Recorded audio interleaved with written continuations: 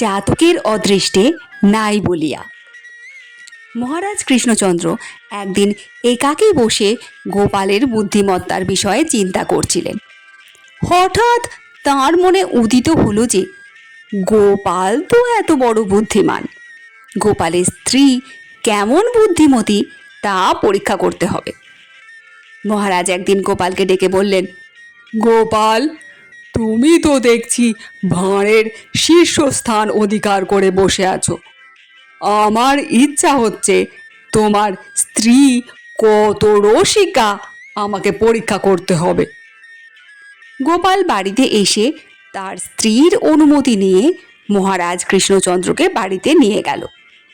গোপালের স্ত্রী মহারাজের আগমন বার্তা শুনেই বাড়ির মধ্যে প্রস্রাব করতে বসেছিল।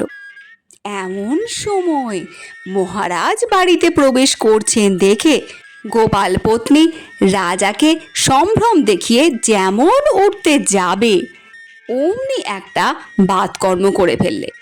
মহারাজ বাতকর্মের শব্দ শুনে এবং গোপাল পত্নীর প্রস্রাব করা হলো না বুঝে তাকে অপ্রস্তুত করবার জন্য বলেন, গরজাইলে তো বর্ষাইলে না কেন?